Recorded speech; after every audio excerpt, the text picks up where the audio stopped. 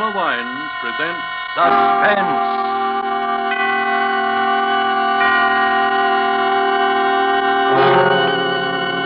Roma Wines, made in California for enjoyment throughout the world. Salud. Your health, senor. Roma Wines toast the world. The wine for your table is Roma Wine, made in California for enjoyment throughout the world.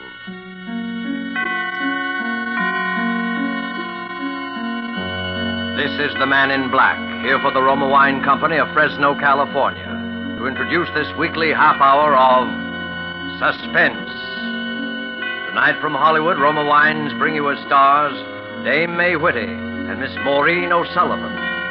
And so with the performances of these two distinguished leading ladies in the play called The Black Shawl, we again hope to keep you in suspense.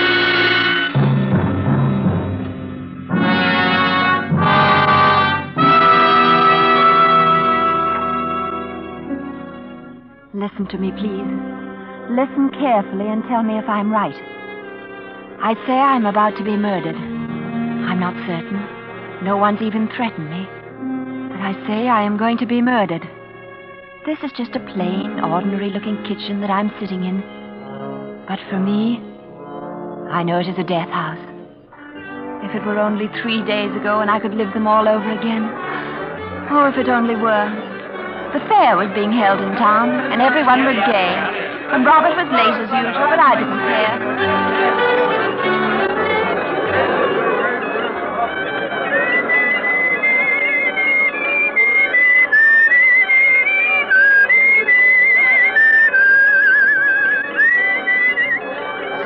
Not waiting for Rob again, are you? Have you ever seen me when I haven't been? And him a lawyer for the watch factory. Somebody ought to teach him how to tell time.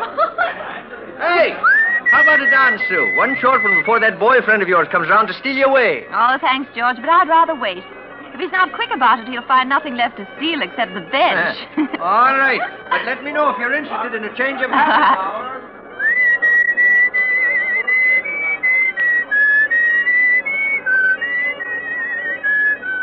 Hello there. Oh, hello. I've been watching you sitting there, and I wondered whom you were waiting for. Oh, just a friend. I see. I don't wish to seem inquisitive. Please don't misunderstand. It's only that your face struck me as being unusually bright and alive, as well as being uncommonly pretty. Oh, thank you. Now, you see, I have an eye for faces. My son was a sculptor. He worked almost entirely with heads, and my job was choosing them. It's all very foolish, I'll admit. More so since he departed some time ago. Oh, I am sorry. Thank you.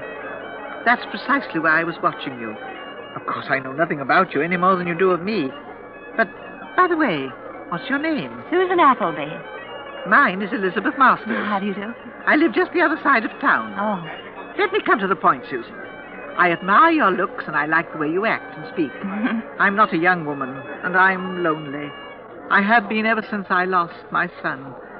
I need a companion, someone who can stay with me and help me, too. And you resemble closely my very first companion, my best remembered one. Oh, but I'll pay you well, £30 a month. Your chief occupation will be to brew me some tea and talk to me. Are you interested? Well, I have been seeking that sort of a position, but Splendid. You need look no longer. But you know nothing about me. I know that I like you, and that I want you to accept my offer. I'll return here at the same time tomorrow evening. If you do want the position, please be here. And believe me, I hope you are here. Good night, Susan. Good night. See you tomorrow at 8. All right.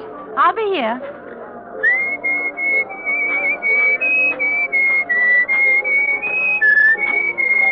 Da-dum. What do you mean you'll be here? Oh, Rob, you frightened me. Well, you were whistling our tune, so I thought you were expecting me. What do you think you're doing making dates with strange women? Believe me, she is a strange woman. Mrs. Masters? Oh, no, she's nice. And, Rob, she offered me a position. Doing what? As a companion. Just what I wanted, and at £30 a month, darling. No small sum, that. Too bad you can't manage it. But I'm thinking seriously of it, Bob. Well, stop then. I don't want you ever to have one serious thought about anything. Now, Rob, I'm going to take it. What do you know about the old hen? Nothing yet. Sue, did you look at the way she dressed? Black from shoes to shawl. Why, the shawl's so large and black you'd hardly know she had a face. She seemed charming. Oh, she might well be, but I'm not so bad myself. Oh. And I want you for a companion, too. Let's push the wedding date ahead, darling. Make it any time you will. Oh, now, we've gone through this so many times, and you know it can't be done. But with the way you're coming along, and with £30 a month additional, why, Rob, in no time at all, we'll have all we need. You're an awfully stubborn fellow, darling. Oh, you know I'm right. How many evenings off will she allow you? We didn't get that far. Oh, where's the place at, then? That's strange. She left so quickly, I never had a chance to ask. Call it off, Sue. Well, why, Rob? Well, I don't like it. You know nothing about her, not even where she lives. Well, I told you I hardly spoke to her. Tomorrow I'll know everything. All right, my darling, you win. Oh. But let me hear from you as soon as you set there. Well, of course I will. Why, everything's going to be fine. Ah, I'm silly. Sure it will. Hello, darling. Hello, Rob. Everything will be fine for us.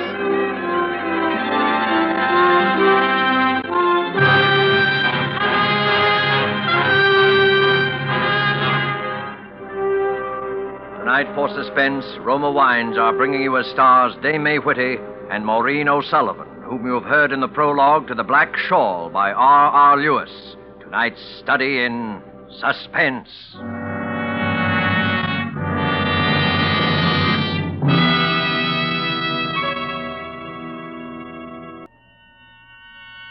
And now it is with pleasure that we bring back to our soundstage Maureen O'Sullivan as Susan and Dame May Whitty as Mrs. Masters in The Black Shawl. A tale well calculated to keep you in suspense.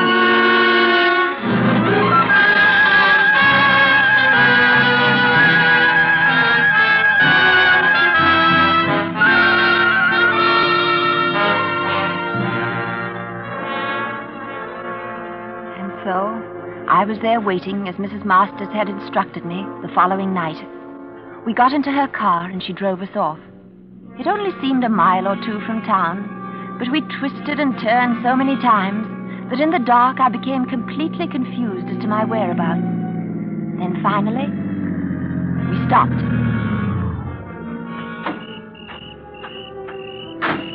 There it is, straight ahead, down the path. Miss Appleby, welcome to Masters Hall.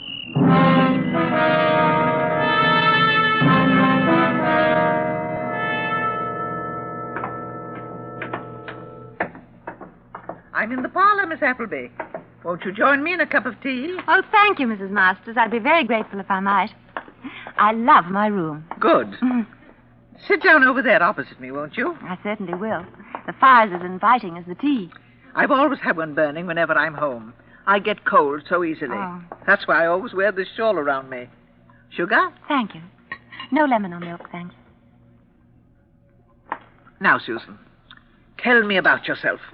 Everything. All you've done. All you see in the future for you. Oh, there's very little to tell. I've always lived here in town. I expect I always shall remain here. After you're married, you mean? I presume you've such intentions. I expect so. It is the only thing that matters, isn't it? Having someone to care for. Yes. I know. Before my son left me, I desired nothing. The scope of his talent was the world we lived in, and beautiful it was. I suppose love is like talent in that respect. It, too, creates a smaller world within the large one we inhabit, and makes you want it never to disappear. Did his talents receive recognition? To a limited degree. Everyone saw in his work the promise of a truly great sculptor. The promise never bore fruit, because he hadn't enough time. Winter came far too early in his life. How old was he? I lost him before he was 21. Oh, Mrs. Masters. That's terrible. So great a waste. That's it. You realize it, too. The waste. To lose a useless thing, that can be forgiven. Or if the loss can't be helped, there's nothing we can say. But to cast away genius, to kill it before it's reached its full expression, that no one can forgive. No one can forget. Oh, now, please, Mrs. Masters. We have no control over such matters. They're God's will. Of course. Thank you, dear. You're very sweet. I wish you more success in the world of your love. I'm sure you'll have more. Oh, that's kind of you. Another good man ruined. I should be insulted. Ruined by a woman. That's it. Smile, laugh. Life can be so short. Remember, my boy, enjoy life while you may.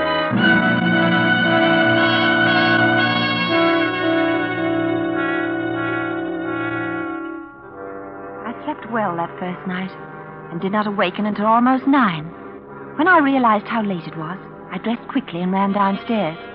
Mrs. Masters had left a note on the kitchen table telling me she'd gone shopping, that I was to take my breakfast and then wait for her.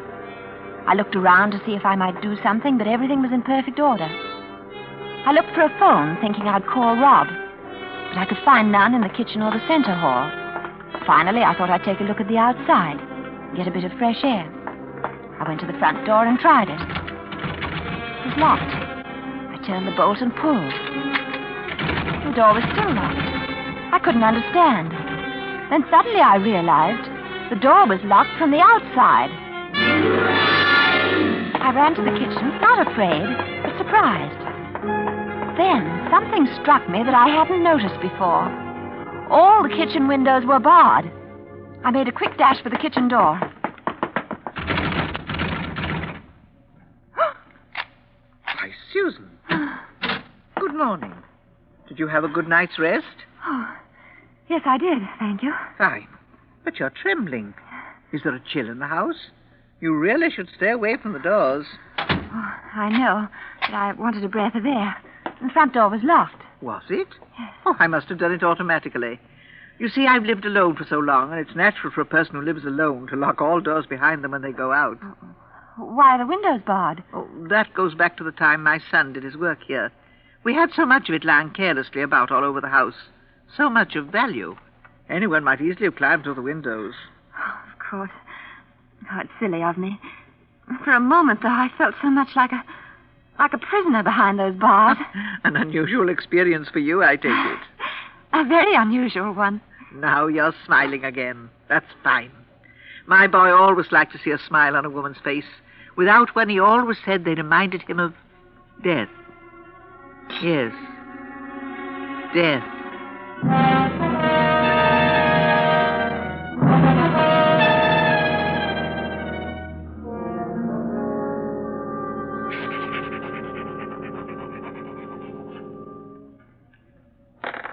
Next day, I wrote to Rob.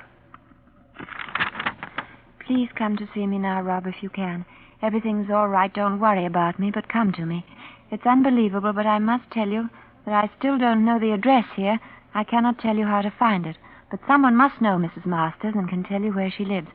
I want to send this off to you now, so I'll close. I can't tell you, darling, how great is my need to see you and my love for you, Sue.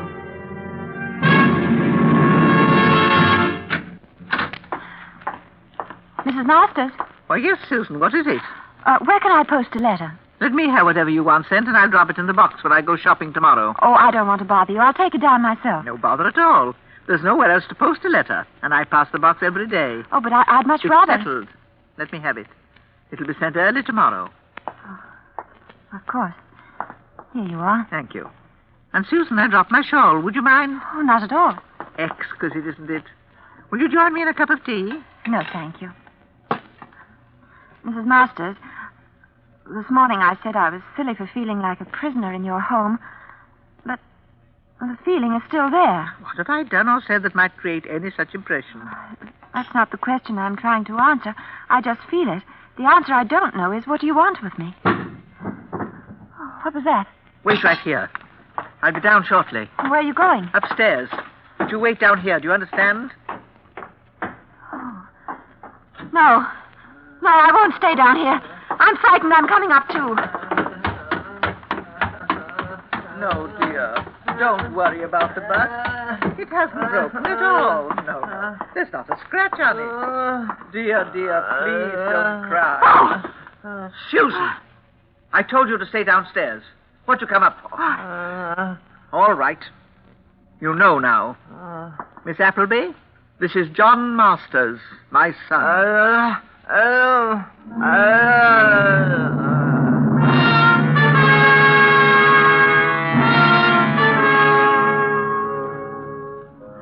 That night at dinner, there were 3 of us. I couldn't bear to look at him. The twisted face, the dull, glazed eyes, whimpering, grunting, unable even to speak a single intelligible word. And when I saw the 2 together, she with the horrible black shawl draped around her, I knew for certain that in her own way she was as mad as her son. And I knew more surely than ever how great was my own danger. Late that night, I packed my bag silently and swiftly. And I waited.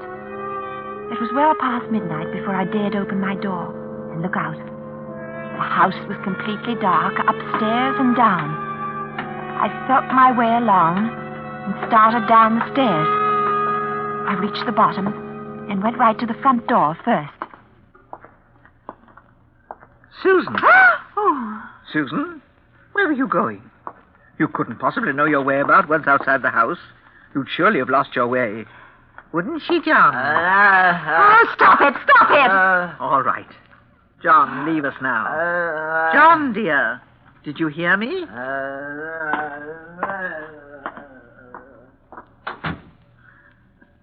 Miss Masters, you have no right to keep me here if I don't wish to stay. Well, when I accepted this position, I was of the opinion that you lived alone. Conditions have changed, and now I wish to leave. Please, Susan, believe me, I don't blame you a bit. But think of me. Just for a single moment. Why do you think I asked you here? Do you believe it's so easy for me, chained to this lost thing? No one to talk to day or night. I needed someone. I need you now. But you told me he was dead. I never told you that. Only that he'd left me. And so he has. No, I won't stay. I'll go mad if I do. Very well, dear. It's no use trying to argue with you. But stay at least until tomorrow. You could never find your way tonight, and if you stay over, it'll give me a chance to find someone in town.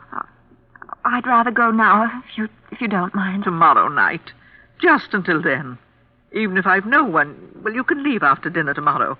I'll pay you 2 weeks' wages if you do. Please, you can't refuse me that. Well, I... Thank you. Thank you, dear Susan.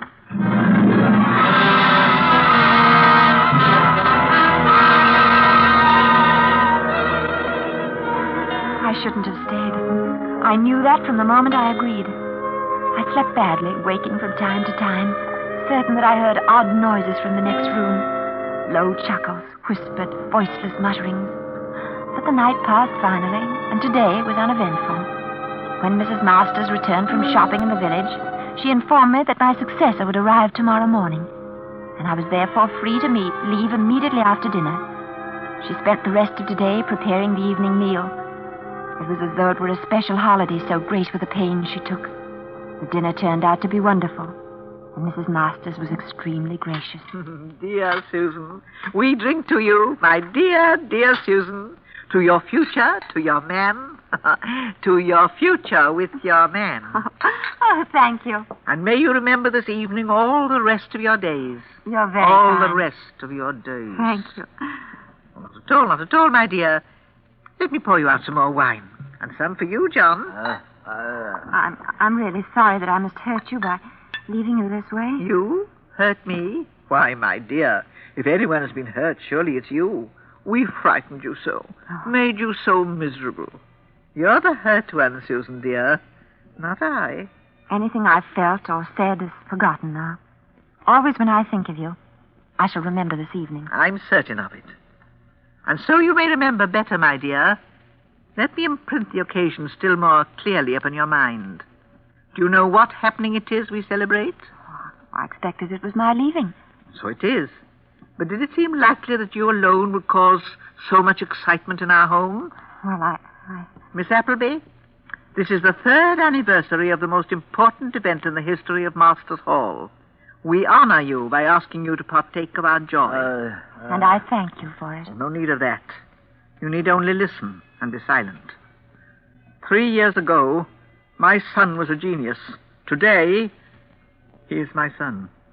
3 years ago, the world's door stood wide before us. Today, all the shoulders on earth couldn't break it down. It was shut upon us 3 years ago tonight. She slammed it as she left. My son loved her dearly. My first sweet companion. I warned him. I told him that no woman would put up with his temperament. He wouldn't listen. He loved her madly. Madly. The perfect word for it. And for that, she slammed the door on him. Slammed it in his face, his heart, his head. That night he lost the power of his mind. Ever since, we waited in vain for its return. But we've honored the occasion. Don't think we've forgotten, eh, John? 2 years ago this evening, on the first anniversary, Sally Thwaite left us. We told her the story. She was overwhelmed. She couldn't bear to stay and left quite suddenly. Last year, Catherine it was, Kitty, can't recall her last name at the moment. She wanted to leave us too. How could we refuse? And now, tonight, Susan Appleby. Tonight, Susan, you are leaving us. Where are you going, Susan? To the kitchen. Excuse me, please.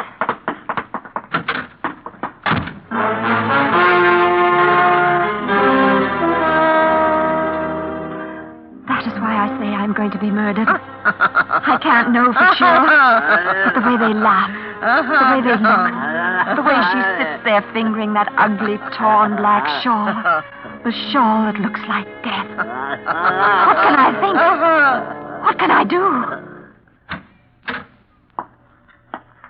Susan, there's one thing more. This shawl, so beautiful, so exquisitely wrought. You must surely have noticed that I wear it all the time. It belonged to her, a gift from my son. In her haste, it slipped from her shoulders as she left. So this is all that remains of that lovely, wonderful creature. I should like you to wear it, if only for a moment. You're so much like her, and her memory is John's greatest comfort. Oh, no. No, don't come near me. Don't touch me. Please, just around your shoulders. I won't wear it. Stay away from me. Please don't. Our door. Who would be coming here now? John, watch her closely. I look through the window. I don't know who he is, but he must surely have seen the light in the kitchen. I'll just send him away. I'll only be a moment.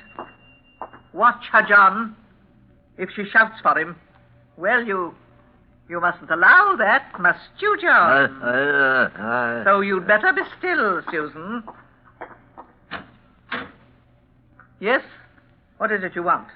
I beg your pardon. I'm looking for a Miss Susan Appleby. You won't find her here, I'm sorry. Well, are you certain of that? It seems to me I recognize that shawl. It was worn by the woman Miss Appleby went to work for night before last. Surely this is not the only black shawl in the world. Nor am I the only woman who wears one. And I've been inquiring in the village, and all the shopkeepers remembered you as the woman who always does. So I followed you here this morning. Then I returned to the village, and now I'm back again. Well, you can return right to the village. If you must know, Miss Susan Appleby was here. But she was entirely unsatisfied with I can... She's probably find her at home now. Well, all right. If she's gone home, I'll see her there. I'm so sorry for your trouble. Not at all. Thank you. Good day. Good day. Susan. Susan, was that you whistling a moment ago? I thought I told you to be still. Oh, I was nervous. It's a habit of mine. A very bad one, of which you've many. Among them, no doubt, is that of driving men mad. That one just now. The love in his eyes for you. I've seen that before. In other eyes. I'm so terribly sorry he's gone away. Perhaps he'll return another time. Stay away from me. Here now.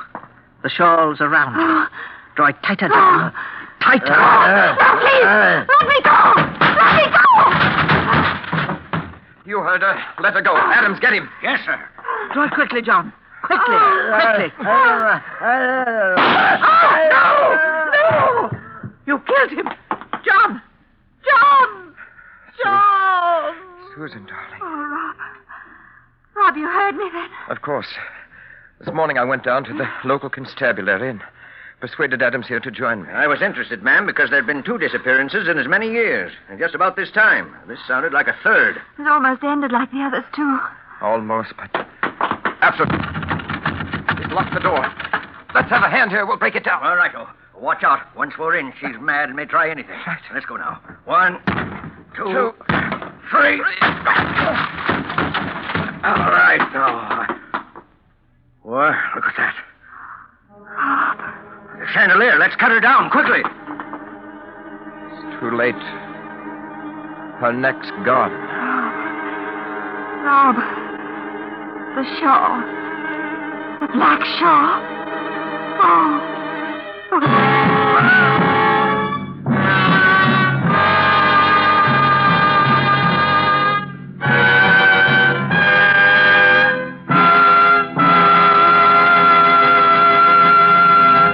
And so closes The Black Shawl, starring Dame May Whitty and Maureen O'Sullivan. Tonight's tale of Suspense. Suspense is produced and directed by William Spear. Dame May Whitty appeared through the courtesy of Metro-Goldwyn-Mayer and is currently being seen in the White Cliffs of Dover. Next Thursday, same time, Donald Crisp and John Loder will be our stars in another unusual study. In mystery, suspicion, and dangerous adventure. At that time, you'll hear the only ghost story ever to have been staged by Suspense. Presented by Roma Wines.